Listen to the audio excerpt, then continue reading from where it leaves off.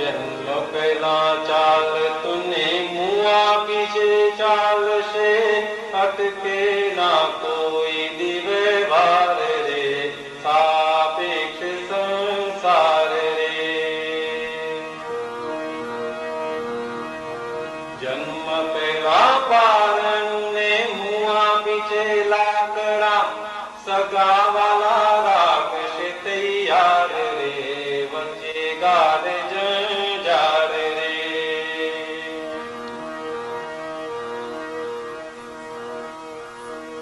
નિશ્ચય નિર્ણયથી કેવળ શુદ્ધ આત્મા છું, બાકી બધો નિકાલી વેપાર રે, આત્મવર્તી સમય સાર રે.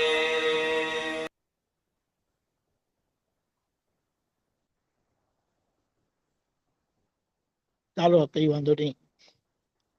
શરૂઆતની બે લાઈન. જન્મ પહેલા ચાલતો ને મુઆ પીછે ચાલશે, અટકે ના કોઈ દિવે વાર રે, સાપેક્ષ સંસાર રે. જન્મ પહેલા પારણું ને મુઆ પીછે લાકડા, સગાવાલા રાખશે તૈયાર રે, વચ્ચે ગાઢ જંજાળ રે. નિશ્ચય નિર્ણયથી કેવળ શુદ્ધ આત્મા છું, બાકી બધો નિકાલી વેપાર રે, આત્મવર્તી સમય સાર રે. પાછું પીડીએફ. હા, હવે આપણને આ જે જ્ઞાન મળ્યું છે ને એને ખૂબ સમજવાની જરૂરત છે. જ્ઞાન સાથે દાદાએ આપણને એમની પૂરી સમજણ આપી દીધી વ્યવહારની, એટલે કે આ મન વચન કાયાની. અને આ કોણ કરે છે એ સમજાતું જ નહોતું ક્યારે પણ. હવે દાદાના જ્ઞાન પછી આપણને આ બધું સમજાયું કે આ વ્યવહાર બધો કેવો હતો. જન્મ પહેલા ચાલતો ને મુઆ પછી ચાલશે, આ વ્યવહાર અટકે એવો નથી. એટલે વ્યવહારમાં ખેંચ પકડ રાખવી નહીં. ઓલ ધીઝ આર સાપેક્ષ સંસાર, એટલે all these are temporary, all these relatives are temporary adjustment એમ કરીને કીધું.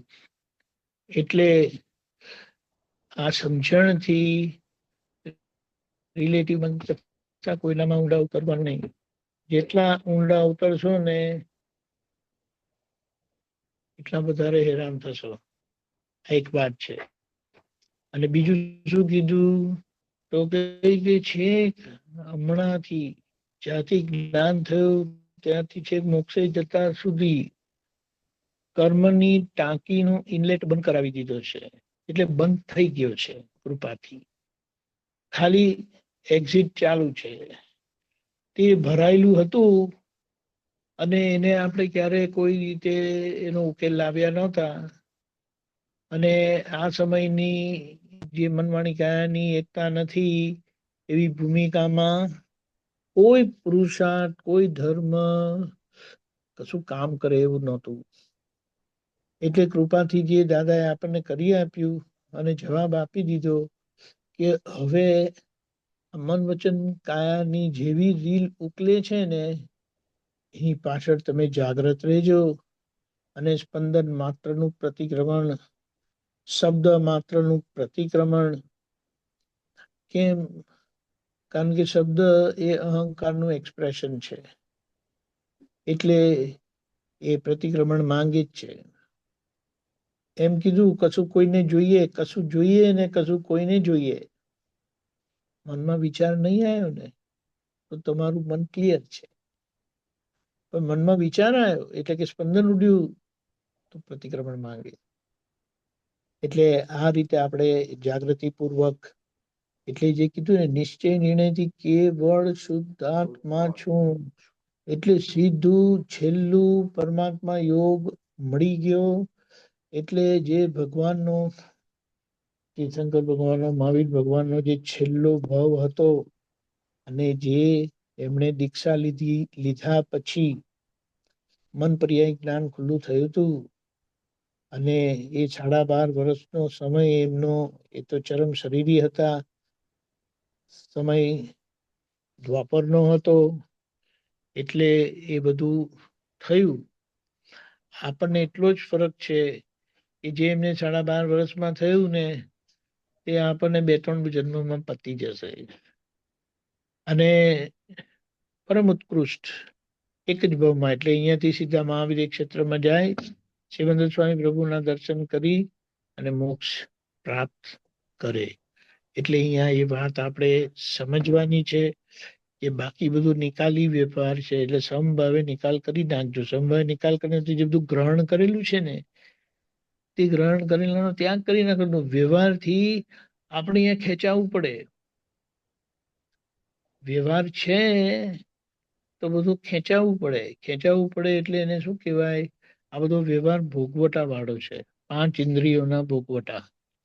એટલે કઈ ને કઈ ભોગવટો કરાવે. એટલે સારું નહીં તો ખરાબ લગાવડાવે.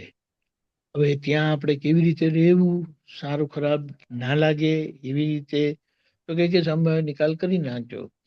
એટલે પેલું ત્યાગ કરીને એનાથી મુક્તિ મેળવે છે, એ ક્રમ માર્ગ છે. ત્યારે અહીંયા સહજપણે દાદાની આજ્ઞા થકી સંભાવે નિકાલમાં ત્યાગ આપી દીધો છે. એટલે બાકી બધો નિકાલી વેપાર રે, એ આ જે મન વાણી કાયાનો વેપાર જે છે, એનો આવી રીતે આપણે સંભાવે નિકાલ કરી નાખવાનો છે. અને આ જે થયો સમય સાર પૂતગલ સારથી સિદ્ધ થશે. સમય સાર મળ્યો છે પણ એ સિદ્ધ થયો નથી, અનુભવ સિદ્ધ થયો નથી. એટલે જ્યારે પૂતગલ સાર, એટલે પૂતગલ નોર્મલ, સહજ, પરફેક્ટ થઈ જાય, એની મેળે સમય સાર સિદ્ધ થઈ જશે. એટલે આત્મવર્તી સમયસાર રે કરી જે છેલ્લી લાઈન છે, એ અહીંયા જુનાગઢમાં આવતી 24 તીર્થંકર ભગવાન મોક્ષે જવાના છે. એટલે આ ભૂમિની મહત્વતા બહુ ભારે છે અને એના સ્પંદનો પણ બહુ જુદા છે. કારણ કે અહીંયા ખૂબ તપસ્વીઓ, સાધકો બધા અહીંયા તપસ્યા કરે છે. એટલે અમુક એ લોકોની પેલી શિવરાત્રિ હોય છે ને, ત્યારે એ એક દિવસ બધા લોકો નીચે આવે અને દર્શન આપે અને પછી પાછા જતા રહે અંદર. એટલે આ ભૂમિ અને ભૂમિની દિવ્યતા બહુ જબરજસ્ત છે. એટલે અહીંયા આપણે પ્રાર્થના કરીએ કે અહીંયા 24 કલાકની કીર્તન ભક્તિ થકી કે દાદા ભગવાનનું 24 તીર્થંકર ભગવાનનું ભેળું સ્વરૂપ છે, એ કેવી રીતે આપણું કશું મગજ કામ કરે એવું નથી. બસ એનો લાભ લઈશું. યુટ્યુબ પર એ આખો પ્રોગ્રામ તમને જોવા મળશે. જેટલો મેક્સિમમ હશે એટલો એનો લાભ મળશે આપણને યુટ્યુબ પર. દીપકાનજી, હા ગઈકાલે દાદાજીને એક સૂત્ર જ આવેલું છે, તમે સંભાવ નિકાલનું કહ્યું ને, હા હા જ્ઞાન પ્રકાશ કરવો હોય તો માર ખાવો, માર આપીને કોઈ પ્રકાશ પામેલું જ નથી. હવે આમાં કેવું છે ખબર છે, માર આપવો એટલે હિંસા કરવી. હિંસા કરવી એટલે સામા ખુશ ના થાય. જ્યાં સામા રાજી ના થાય તો તમારાથી છૂટાય કેવી રીતે? ક્લેમ ઉભો રહે, ક્લેમ વધે. એટલે કે છૂટવું હોય તો માર ખાજો. માર ખાનારા આપણે નથી. હું શુદ્ધાત્મા છું, અતિન્દ્રિય સુખ વાળો છું. આ ખ્યાલ આવ્યો? બરાબર. 5 ઇન્દ્રિયો. એટલે એ જે ભોગવટા છે ને, એ ધીમે ધીમે કરીને આપણી એ શક્તિ સમજણ ને વધશે ને, પછી કોઈ પણ જાતનું સુખ, અનુકૂળતા કે દુઃખ, પ્રતિકૂળતા, ગમવું કે ના ગમવું, એની અસર નહીં થાય. હમણાં જે અસર થઈ જાય છે ને, બધી કચાશ છે, ઉપયોગની કચાશ છે. પછી આ 5 ઇન્દ્રિયોના જે બધા ભોગવટા છે, એ સતત તમને ઉપયોગમાં દેખાયા કરશે. અને ઉપયોગમાં દેખાય એટલે અસર ના કરે. ખ્યાલ આવ્યો? બરાબર છે. એ તમારી પાસે એની ટાઈમ વાત છે છે. દીપકાનજી? ટાઈમ છે તમારી પાસે? બોલો બોલો બોલો. કીર્તિબેન ને ક્વેશ્ચન છે. બોલો જય કીર્તિબેન, સચ- જલ્દી હા, જલ્દી જય જલ્દી. સચ્ચિદાનંદ. જય સચ્ચિદાનંદ. ક્વિકલી આપણે હમણાં જે કહ્યું કે વિચારો આવે એ દરેકના પ્રતિક્રમણ હોવા ઘટે.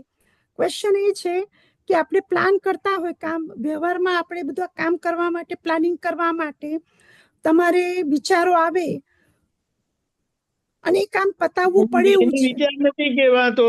તો એને શું એ તો કહેવાય કે આયોજન કરો છો કામ કરવા માટે. આપણે એના માટે શું વિચારો બહુ કીધું? કોઈને જોયું, સાંભળો, પેલા કોઈને જોયું, કઈ જોયું અને વિચાર આવ્યો, ત્યાં એ પ્રતિક્રમણ માંગે છે. કારણ કે તમને એ વ્યક્તિ કે વસ્તુ પ્રત્યે અભિપ્રાય છે. ઓકે. એ વ્યક્તિ કે વસ્તુ પ્રત્યે તમે વિતરાગ નથી. હવે ઓકે, સમજાય? સમજી. હા, એટલે આ તો આયોજન એ ડ્રામાનો ભાગ છે. હા, એટલે જીવવા માટે જે તમારે વ્યવહાર માટે કરવાનું હોય એમાં વિચારો આવે, એમાં આપણે ચાલો. કહીએ છીએ કરવાનું હોય ને કરીએ છીએ કરીને, એ તો સહેજા છે થયા કરે છે. પણ એનું પ્રતિક્રમણ એટલે જોયું કે કીર્તિ કરે છે એટલે થઈ ગયું. અરે એ છોડો ને, એ બધું સંભાવે નિકાલમાં આવે છે. બધું એમાં ઓકે, કઈ પ્રતિક્રમણ ને એ બધું નથી આવતું. સંભાવી નિકાલમાં. ઓકે, સંભાવે નિકાલના બાઉન્ડ્રીમાં આવે છે. સમજી ગયા. ખ્યાલ આવ્યો? હા, જય આ સચ્ચિદાનંદ. તો શું છે, હું કોઈ વ્યક્તિને જોઉં છું કે કઈ વસ્તુને જોઉં છું ને મને અંદરથી વિચાર ફૂટે છે. કેટલી વસ્તુને જોઉં તો મને વિચાર જ નથી આવતો, કારણ કે ત્યાં હું વિતરાગ છું. અને જ્યાં વિતરાગ નથી તો ત્યાં પ્રતિક્રમણ. વિચારો આવે. ખબર પડી? હા, સમજ્યા. અને વિચારમાં શું આવે? યા ગમતું હોય યા ના ગમતું હોય. ત્રીજી તો કોઈ વસ્તુ હોતી જ નથી. બરાબર. બરાબર? યસ. એટલે ગમતા ના એમાં આપણે વિતરાગ ભાવે કેવી રીતે રહેવું એ આપણે આ જ્ઞાન શીખવાડે છે. બરાબર? બરાબર છે.